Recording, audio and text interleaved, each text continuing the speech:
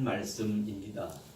우리가 살아가면서 정말 잊기 쉬운 말씀을 아주 일목요연하게 삶의 예수님이 적용을 시키면서 그 팔레스타인 2000년 당시에 사람들의 삶에 적용을 시켜서 말씀하듯이 오늘 4차 산업혁명 이 시대를 살아가는 사람들에게 우리들에게 좀 말씀해 주시는 귀한 말씀인데, 복이라고 하는 사람들은 복이라는 것을 각자가 다 다르게 해석을 합니다. 한자의 복자는 보일시변에 하나 일자의 입구자의 밭전자가 복입니다. 내 입에 들어가야 할 밭대무라는 거예요. 당신들의 자녀는 공장에서 잘 찍어내가지고 일교대 보내는데 혁신학교 보내가지고 우리를 어떻다는 말이냐 막 대모합니다.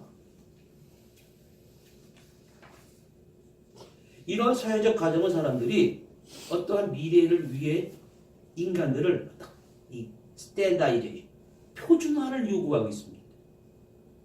비인간화되는 과정입니다. 인간이 인간화되는 과정 속에 살아가야 되는데 비인간화되는 과정 속에 익숙하다 보니까 삶 자체가 고달퍼진단 말이에요. 주님은 그러한 삶에서 벗어나는 길을 제시해 주십니다. 그것을 띠를 띠고 등불을 켜고 서 있으라 말씀하시고 오늘 끝에는 준비하고 깨어 있으라. 그러면 우리가 현재는 뭐가 미래가 뭡니까? 현재와 미래는 이 긴장관계예요. 그러면 어떻게 미래가 다가오지? 걱정하지 말고 쉽게 이해시켜주기 위해서 청지기의 모습을 등장시킵니다. 청지기란 어떤 사람이냐면 스튜어드란 말인데 주인으로부터 일을 맡는 사람이에요. 주인 입장에서 보면 하인입니다. 주인의 것을 맡아서 일하는 사람이 청직인데 청직이 밑에도 하인들이 있습니다. 하인들 밑에 있는 사람 입장에서 보면 청직이는 또 다른 주인이에요. 내 맘대로 못하는 거예요. 주인이 나에게 맡겼으니까 주인의 뜻을 잘 받들어서 밑에 있는 하인들을 잘 관리해야 된단 말이에요. 그러면 청지기라는 사람들은 두 가지 입장이 있습니다. 자율적으로 해야 되는 입장이 있고 주인을 생각해서는 타율적인 입장이에요. 이 말은 무슨 말이냐면 어떨 때는 내 마음대로 할 수가 있는 거예요. 야, 시간도 내 거다. 돈도 내 거다. 집도 내 거다. 내 마음대로 할 수 있지만 이게 내 겁니까? 주인이 나에게 주셨으니까 주인이 맡겨주신 것을 주인의 뜻에 맞게끔 살아가야 된다는 거예요. 그럼 오늘 말씀은 주인이 잠깐 집을 비웠단 말이에요. 여러분과 저에게 청지기로 맡겨주시고 잠깐 출타하셨는데 어떻게 살아야 되냔 말입니다. 주인이 없는 동안에 어떻게 살아야 돼? 정답은 주인이 앞에 있는 것처럼 살아가야 된다는 거예요. 주인이 내 보이지 않습니다. 내 눈에 앞에 보이는 것처럼 살아가야 된다는 것이 정답입니다. 그것을 혼인의 비유를 들어서 사람들은 다 자 십장가, 저도 이제 십장가를 보내야 됩니다만 혼인의 비유를 들어서 얘기합니다. 너희는 마치 주인이 혼인집에서 돌아와 문을 두드리면 열어주려고 기다리는 사람과 같이 되라. 혼인집이라는 것은 어떻게 상징이 되냐면 예수님께서 재림하시는 그 순간을 혼인집에다가 비유를 합니다. 주님이 맞아들일 수 있을 정도로 부족함이 없을 정도로 허리에 띠를 띠고 등불을 켜고 서 있으란 말은 만반의 준비 태세를 갖추고 있어야 된다는 말을 질 것입니다. 베드로전서에 베드로는 살아있을 때 주님이 무슨 모습을 봤냐면 십자가를 지시기 전날 밤에 서로가 첫째라고 그러는 거예요. 내가 좌편에 앉는다고 그래요. 내가 우편에 앉는다고. 집에 들어갔는데 발을 씻고 들어가야 되거든요. 근데 서로가 발 씻고 줄 생각도 안 하는 거예요. 주님이 허리에 수건을 동이시고 직접 제자들의 앞에 무릎을 꿇고 발을 씻겨주십니다. 베드로전서 1장 13절에 이렇게 말합니다. 너희는 마음의 허리를 동이라.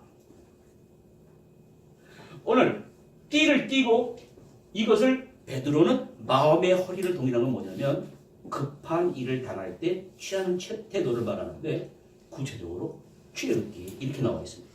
12장 11절에 이스라엘 백성들은 히브리 노예들은 바로하게 노예였었습니다. 노예들은 생활이 어떻습니까? 운명에 이끌려 사는 생활이에요.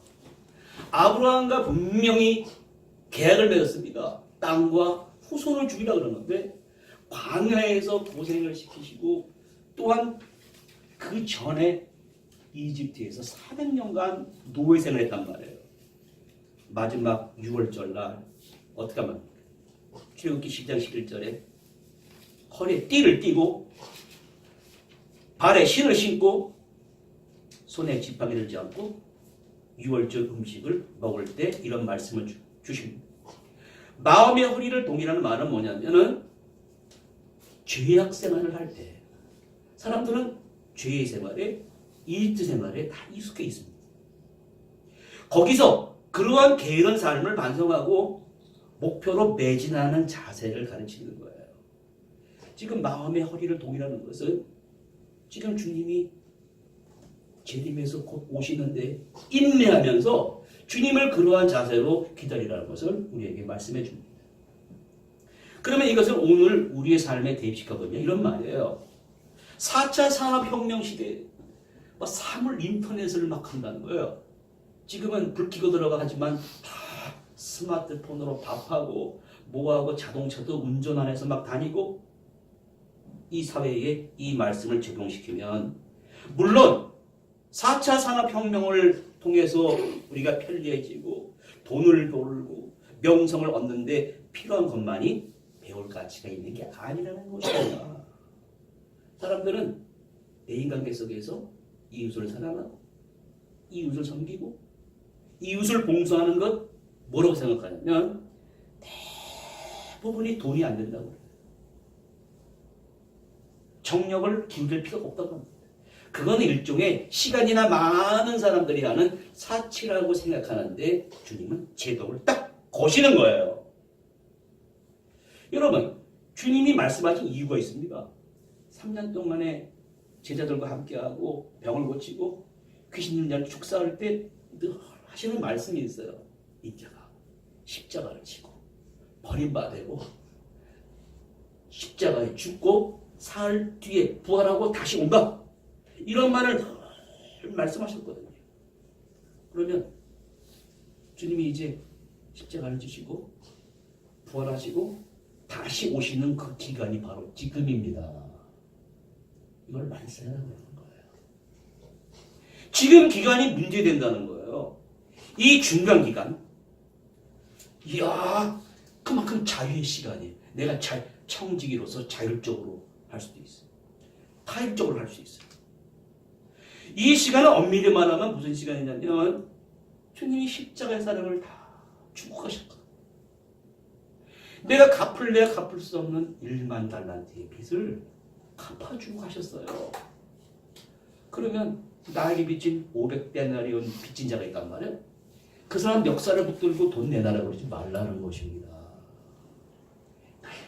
빚진 자를 용서해주고 탕감해주고 사랑하고 지금 중간에 기다리는 이 시간은 주님을 위해 일하는 시간이에요. 그것을 이렇게 등불을 켜고 띠를 띠고 일하라는 것입니다. 구체적으로 깨어있으라는 말입니다. 성경은 늘 앞에 있는 것을 말하지 않습니다. 현재라는 것은 정치 없이 흘러가서 미래가 된다는 게 아니라 성경에서 말하는 현재는 한 때를 말하는데 마태복음 25장에 혼인집 또 잔치 신랑을 기다리는 이 열처녀의 모습이 나옵니다. 마태복음에서는 누가 보면 달리 열처녀가 있었습니다. 몸이 피곤해지면 다 자야 돼요. 기름과 등불을 준비한 처녀도 피곤해요. 잤습니다. 기름과 등불을 준비하지 않은 처녀도 피곤하니까 잤습니다. 근데 본문에서는 자는 게 아니라 깨어있으라고 그러고 띠를 띠라고 그러고 등불을 들라고 그러는데 이 얘기를 쉽게 말하면 등불과 기름을 준비하고 잠든 처녀는 등불을 켜고 서 있는 모습으로 오늘 다시 말씀하시는 거예요. 그만큼 준비했다라는 거예요. 기름과 등불을 준비하지 않고 잠든 처녀들은 미래를 위해 깨어있지 않은 사람, 그런 사람에게는 화가 있다고 그럽니다. 그 사람들은 왜 기름과 등불을 준비하고 잠에 푹 자는 것일까? 그것을 우리가 한번 생각해 보여야 됩니다. 현대 자본주의 사회에서 사람들이 뭐라 그러냐면 평등을 주장합니다. 평등이란 말은 시간과 사회와 세대가 지나면서 다르게 변한단 말이에요. 그 옛적에는 일제시대 때는 지주들이 땅을 갖고 있으니까 그렇게 하면 안 된다. 공동으로 분배해야 된다. 평등의 개념이 돼요. 시간이 지나면 기본권을 침해한다고 그러고 요즘에는 인권을 막 부르짖습니다. 그래서 신학대학 안에서 성소수자의 평등을 얘기합니다. 성소수자가 뭔지 아세요? 동성연애자예요. 평등이란 개념이 막 바뀌면서 왜곡되고 잘못 해석합니다. 요즘에는 사람들이 개성을 상실한 인간들의 평등을 말하는 거예요. 같은 일터에서 일하고 같은 오락을 하고 같은 스마트폰을 쓰고 같은 생각과 같은 생각을 가진 사람들이 내게 주어진 시간도 마음대로 쓸 수 있다고 생각합니다. 근데 성경이 제동을 어떻게 보냐면 내가 확실하게 알 수 있는 건 오직 한 가지만 알는 거예요. 뭐냐? 누군가 모든 사람들에게 오늘이 마지막 날이 될 수 있다는 것입니다. 그런데 그걸 모르고 살아가요. 그 말은 주인이 언제 오는지를 몰라요. 주인이 언제 모른다는 것은 마지막 날이 언제 온다는 것을 모르고 산다는 것입니다. 그것을 마치 또 힌트를 주시는데 아이를 가졌어요. 저도 아이를 둘 낳았단 말이에요. 임신한 여자의 비유합니다. 그날이 모르는 것이 아니라 임신한 여자가 아기를 낳을 때는 언제쯤이라는 걸 알고 살아라. 그렇게 말하는 거예요. 데살로니가전서 5장 3절에 그들이 평안하다, 안전하다 할 그때에 임신한 여자에게 해산의 고통이 이르가 같이 멸망이 갑자기 그들에게 이르리니 결코 피하지 못하리라. 아기를 가진 사람이 아기를 낳을 때가 언젠지를 아는 것만큼 그만큼은 알고 살아야 되는데 사람들이 그렇게 제가 이 주변에서 전도를 하지 않습니까? 이런 사람이 제일 힘들어요. 어떤 사람이냐면 아내들은 보통 믿음을 다 가지고 생활합니다. 근데 남편들은 어떤 사람은 아예 교회 안 나가고 어떤 사람은 옛날에 교회도 다녔다가 오늘 말씀도 압니다. 그래서 봐서는 잘 전도를 하면 교회를 나올 것 같단 말이에요. 그러면서 이 사람들이 이렇게 말합니다. 예, 나가야지요. 항상 내 마음은 항상 예배에 나가는 데 있습니다. 그러면서 주일날 큰 교회 있다 이 부목사 때 보니까 차를 몰고 자녀들은 교회에다 데려다 주고 교회 안 들어와요. 그리고 밖에 기다리는 사람들이 있어요. 제가 기억하는 어떤 사람, 기억이 잊혀지지 않는 사람이 있는데 교회 나오니까 조금만 더 있다 나가요.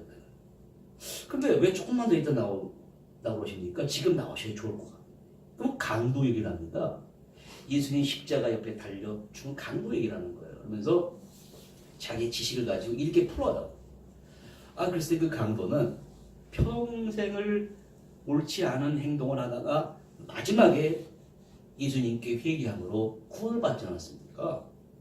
나도 지금 친구도 만나야 되고 돈도 있고 해야 될 일이 엄청 많은데 내가 마지막에 다 할 거 하고 다 살다가 마지막 날 그 강도처럼 하나님 앞에 회개하고 죽어서 천당을 가고 싶습니다.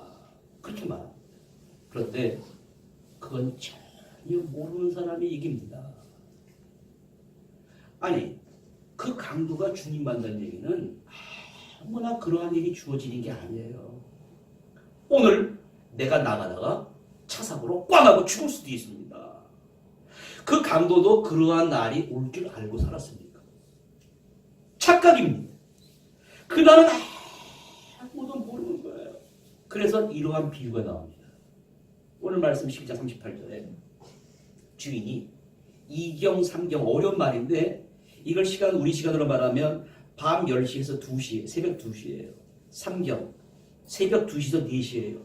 주인이 그때 이르러서도 종들이 그같이 하고 있는 것을 보면 그 종들은 복이 있다는 거예요. 그럼 여기서 보여주는 힌트를 얻어야 됩니다. 신랑이 주인이 오는 시간은 기다려야 되는 시간이에요. 가장 피곤한 시간입니다. 상당한 어려움이 있습니다. 어려움을 견뎌내야 되는 참 늦은 밤이에요. 그러면 늦은 밤이 되면 사람들은 잠을 잡니다.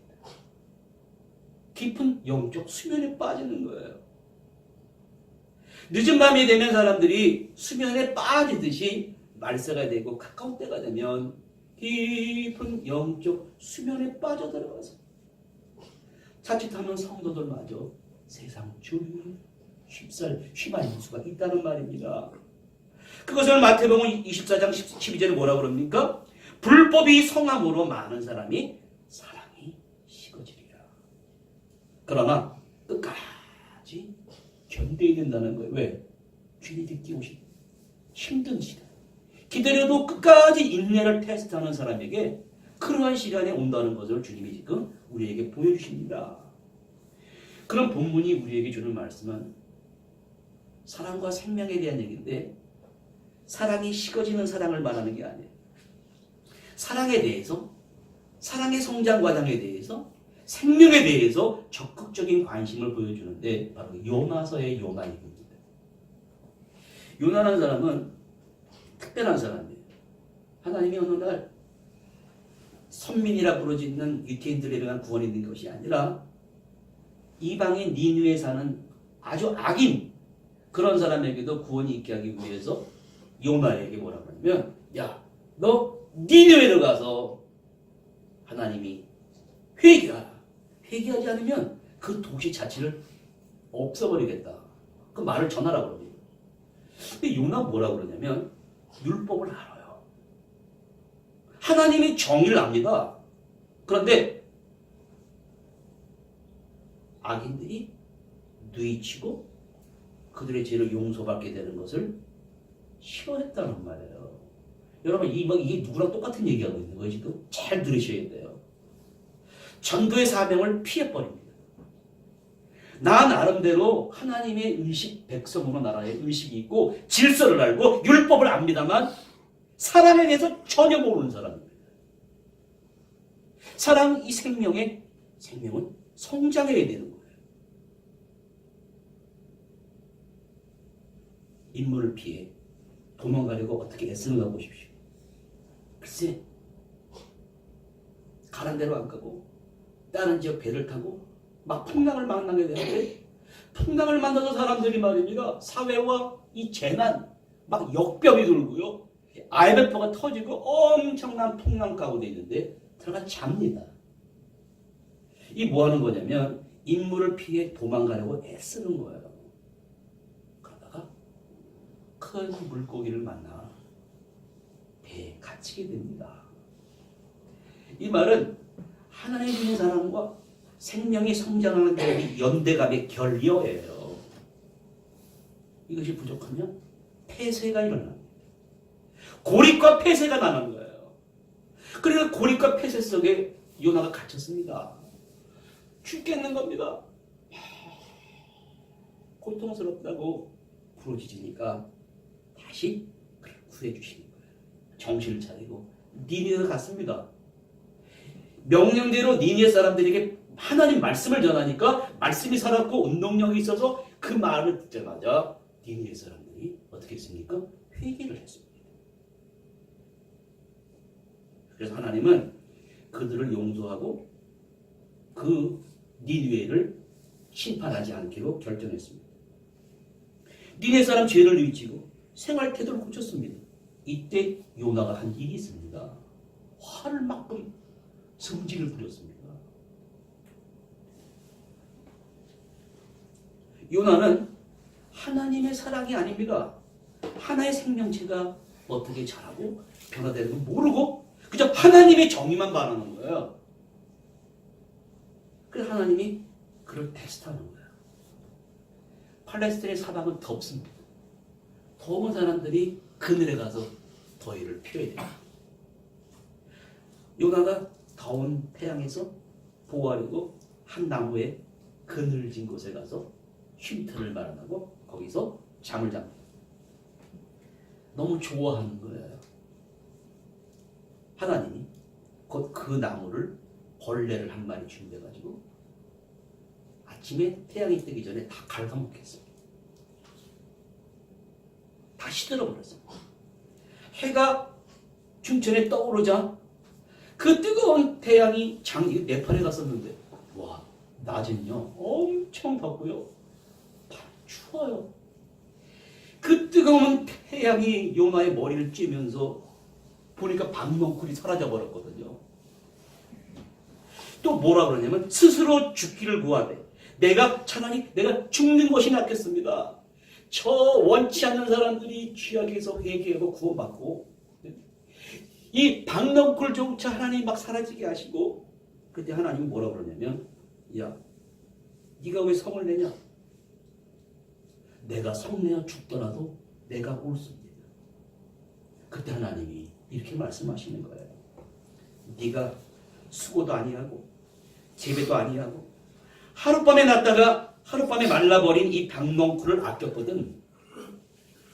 하물며 저 큰 니느웨 성에는 하나님을 모르고 좌우를 분별하지 못하는 자가 12만여 명이요 가축도 많이 있는데 내가 어찌 이것을 아끼지 아니하겠느냐. 여러분 요나에게 한 얘기를 우리가 상징적으로 이해됩니다. 하나님 요나에게 무엇인가 위해서 일을 하고 무엇인가 위해서 키우는 것이 사랑의 본질이다.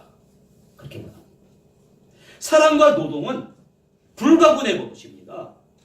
사람은 자신의 노동의 대상을 사랑하고 자신이 사랑하는 것을 위해 일해야 된다는 거예요.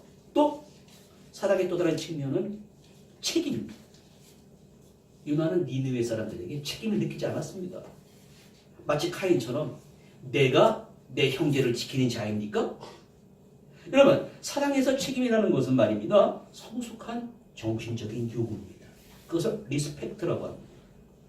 리스펙트란 말이 한국말로 번역할 때 번역이 완전히 잘못됐습니다. 그것을 아랫사람이 윗사람을 존경하는 것을 번역했는데 그게 아니에요. 아랫사람이 윗사람을 존경하는 건 당연한 거지만 사랑에서의 책임이 리스펙트란 말은 라틴어 리스피첼이라는 말이에요. 각각의 사람의 위치에서 바라보다는 것입니다. 쉽게 말하면 어떤 사람을 있는 그대로 바라보고 그의 독특한 개성을 아는 능력입니다. 그래서 그 사람이 그러한 개성을 가지고 그 독특한 성격을 가지고 성장하고 발달하기를 바라는 관심이 리스펙트입니다. 그런데 사람들은 존경을 마치 아랫사람이 윗사람 대하듯이 하면요 무슨 일이 벌어지냐면 착취해버립니다. 소유해버립니다. 나를 위해 이바지하라고 내가 너를 위해 베풀었으니 너는 나를 위해 써야 된다. 그래서 주님은 말입니다. 인자가 올 때 뭐라고 그러시면 세상에서 믿음을 볼 수 있겠느냐. 제대로 된 믿음과 제대로 성장하고 발달한 사랑을 가진 사람을 과연 볼 수가 있겠느냐 하면서 마지막으로 이러한 경종을 울려주십니다. 때를 말합니다. 때 중에서도 정확한 시간과 분과 초를 말합니다. 우리가 생각하지 않는데 대통령이 발표를 했더라니까요. 세종시하고 몇 도시를 어떤 도시를 만드냐면 지금까지 없었던 자동차가 운전을 안 해도 돌아다니고 사물 인터넷 첨단 전자동화 시스템을 갖춘 도시를 만든다. 발표는 안 했지만 앞으로 사람이 서구 유럽에서는 여기다가 조그만 찹쌀만한 베리칩을 집어넣고 인간을 마음대로 통제한다는 그러한 계획도 이미 갖고 있어서 동물부터 실험하고 있습니다. 오늘 성경이 말입니다. 여러분 어떤 책이냐면 이런 책입니다. 첨단의 기술 문명이 지배하는 사회 속에 없는 우리가 알아야 될 인간의 타이밍을 말합니다. 준비하고 있어라. 생각하지 않은 때 오늘 46절에는 세분화해서 말해요. 생각하지 않는 날, 알 수 없는 시각을 말합니다. 몇 분 몇 초 그때에 내가 오는데 준비하고 있으라는 것입니다. 그 시간은 오늘 살지만 마음은 주인이 올 것을 기대하면서 깨어있는 그 사람은 복이 있다고 합니다. 그 주님이 겟세마네 동산에서도 뭐라고 그러냐면 야, 내가 이제 십자가를 지는데 깨어서 같이 기도하자. 깨어서 기도하자 그러는데 제자들은 잡니다. 주님이 말씀하시는 것은 잠에 빼앗긴 시간은 네 시간이 아니라는 거예요. 사람들은 다 빼앗겨 삽니다. 염려에 빼앗겨 살고 피곤에 빼앗겨 살고 사람들의 나이를 물어볼 때 여러분 엄밀히 생각해 보십시오. 연세가 어떻게 되십니까? 몇 살입니다 그러면 잔 시간은 빼야 된다는 거예요. 물론 사람이 살아갈 때 필요 수면 필요합니다만 필요 이상의 수면 시간을 산 사람들은 빼앗긴 시간입니다. 증명해 보겠습니다. 자동차사가 뻥 나서 머리를 다쳐버리면 의식이 없어져요. 지금 침대에서 식물인간이라고 하는 사람이 있어요.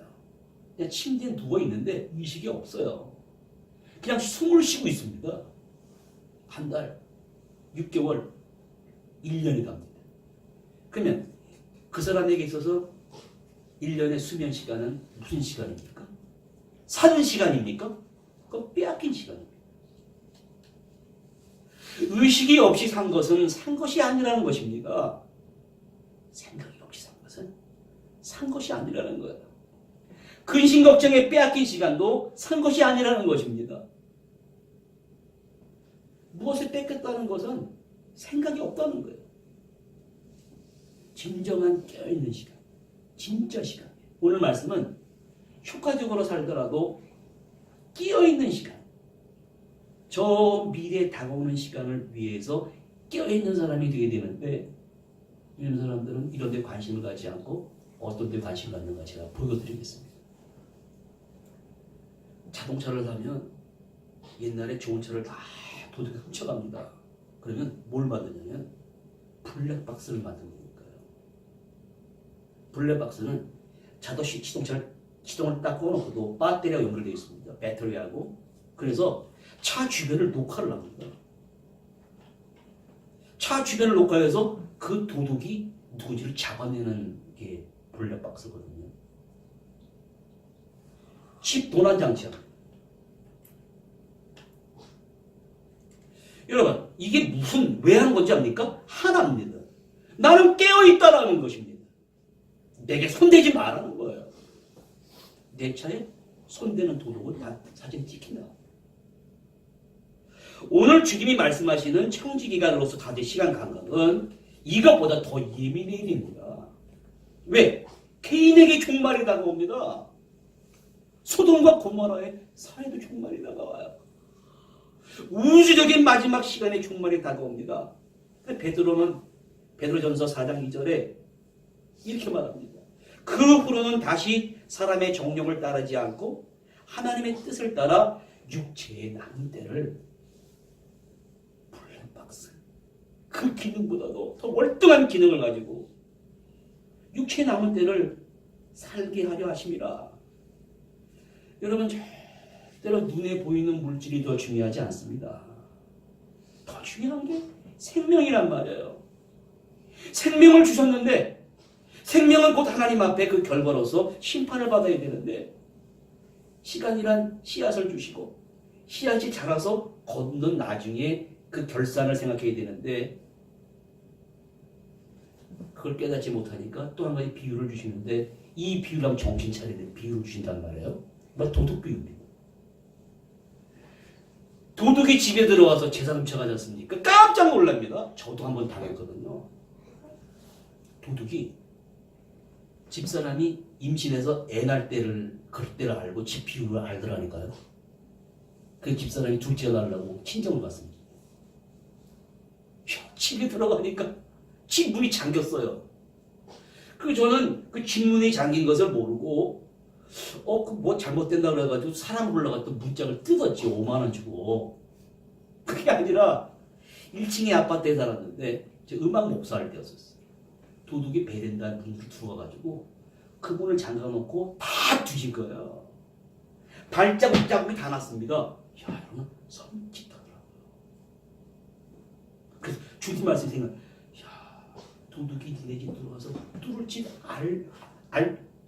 아는 것을 알아라 그 말이에요. 지금 오늘 말씀은 12장 39절에 만일 집주인이 도둑이 어느 때 이룰 줄 알았더라면 그 집을 뚫지 못하. 뚫는다는 말은 옛날에는 그 집이 흙벽 돌리기 집이라 중풍병자가 믿음이 좋아가지고 사람이 많았지 않습니까? 지붕을 올라가서 흙벽돌을 뚫고 중풍병자를 내리달듯이 막 뚫고 들어오는 거예요.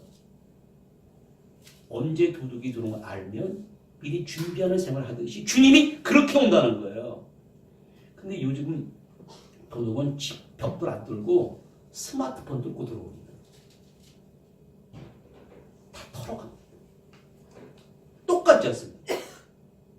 그래서 베드로가 깜짝 놀래가지고 뭐라고 그러냐면 12장 40절에 베드로가 이 비유를 저한테 하는 겁니까? 아니면 모든 사람들이 하는 겁니까? 그때 예수님께서 이렇게 말씀하시는 거예요. 지혜가 있고 진실한 청지기가 되어 주인에게 그 집 종들을 맡아 때를 따라 양식을 하나님의 말씀을 나눌 자가 누구냐? 주인이 이를 때 그 종이 그렇게 하는 것을 보면 그 종은 복이 있으리로다. 유대인의 탈무드 이런 말이 나옵니다. 한 생명을 구하는 자는 전 세계를 구하는 자와 같다 그랬습니다. 한 생명을 파괴시키는 자는 전 세계를 파괴시키는 것 같다 그랬습니다. 사람들은 생명과 사랑을 뭐라고 그러냐면 수동적인 감정이라고 생각합니다. 예수님이 십자가 사랑을 줬지 않습니까? 적극적인 거예요. 왜 줬냐면 적극적으로 빼앗기는 사랑이 아니라 베드로에게 주고 야곱에게 주니까 그 사람이 변했단 말이에요. 내가 오늘 주님의 사랑을 믿지 않는 자들에게 달란트 기부를 하고 내 자신을 다 주는 거예요. 성경에서 이러한 사랑을 준다는 것은 억울하게 희생한다는 게 아닙니다. 억울하게 내 것 뺏긴다는 말을 하는 사람들은 힘들어서 세상 못 살아갑니다. 그러나 자기 자신을 주고 내 것을 주면 그 사람이 새로운 생명으로 다시 바뀌어져 버려요. 주님은 지금 새로운 생명을 탄생시키는데 여러분과 저를 부르시는 것입니다. 그래서 우리가 하여금 이러한 고백을 하며 살아가게 합니다. 파수꾼이 아침을 기다림보다 내 영혼이 주를 더 기다리나니 참으로 파수꾼이 아침을 기다림보다 더하다.